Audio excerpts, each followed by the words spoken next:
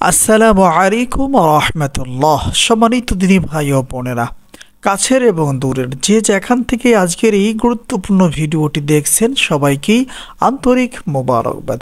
সম্মানিত দিনী ভাই ও বোনেরা, আজ আমি আপনাদেরকে গুরুত্বপূর্ণ একটি ওয়াজিফার আমল শিখাইয়া দিব।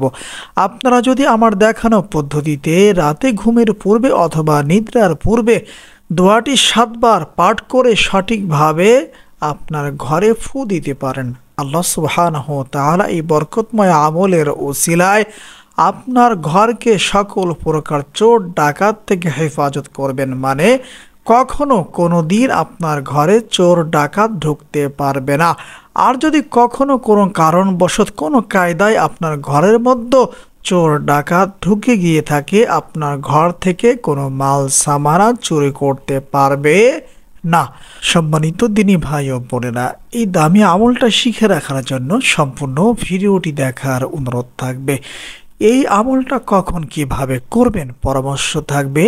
ইশারা নামাজের পরে, ঘুমের পূর্বে, মানে ইশারা নামাজের আগে পরে হোক, আপনি যখনই খানা খাইবেন, খানা খাওয়া শেষ হওয়ার পরে নামাজ কালাম সেরে যখন ঘুমানোর জন্য বিছানায় যাবেন, সেই সময়ে এই আমলটা করে নিতে হবে।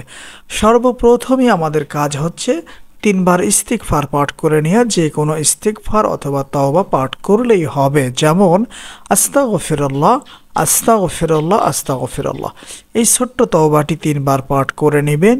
এরপরে এই ছোট্ট দুরূদ শরীফটা 3 বার পাঠ করে নেবেন। যেমন সাল্লাল্লাহু আলাইহি ওয়াসাল্লাম, সাল্লাল্লাহু আলাইহি ওয়াসাল্লাম, সাল্লাল্লাহু আলাইহি ওয়াসাল্লাম।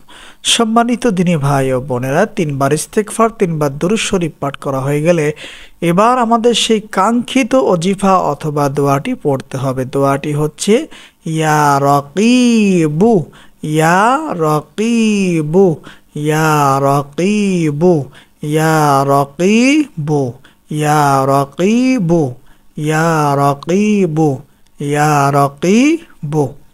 এই ওজিফাটি অথবা এই দোয়াটি নিদ্রার পূর্বে আমার দেখানো পদ্ধতিতে মাত্র 7 বার পাঠ করবেন।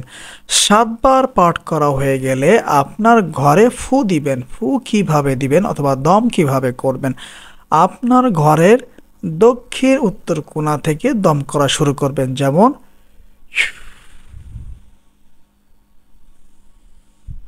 আর ঘরের চতুর্থ সাইড দিয়ে আপনি এই ফুটা ছড়ায়া দিবেন। যদি সঠিকভাবে এই আমলটা করতে পারেন, আশা করা যায় ইনশাআল্লাহ কখনো কোনো দিন আপনার ঘরের মধ্যে কোনো চোর ডাকাত ঢুকবে না। আর যদি কখনো কোনো কারণবশত আপনার ঘরের মধ্যে চোর ডাকাত ঢুকে গিয়ে থাকে, আপনার ঘর থেকে কোনো মাল সামানা নিতে পারবে না। সম্মানিত দিনী ভাই ও বোনেরা, এরপরে আরও একটু কাজ আছে আপনাদের।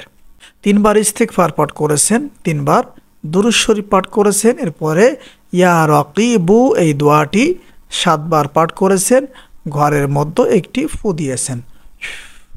এই ফু দেওয়া শেষ হয়ে গেলে আপনাকে 2 বার যে কোনো দুরূদ শরীফ পাঠ করতে হবে, কোনো ফু দেওয়ার প্রয়োজন হবে না। এই নিয়মে আমলটা আপনাকে নিয়মিত প্রতিদিন ইশারা নামাজের পরে, ঘুমের পূর্বে অথবা নিদ্রার পূর্বে করে যেতে হবে। যদি সঠিকভাবে আমলটা করতে পারেন, আল্লাহ সুবহানাহু ওয়া তাআলা সকল প্রকার চোর ডাকাত থেকে আপনার ঘরকে হেফাজত করবেন ইনশাআল্লাহ। আসসালামু আলাইকুম ওয়া রাহমাতুল্লাহ।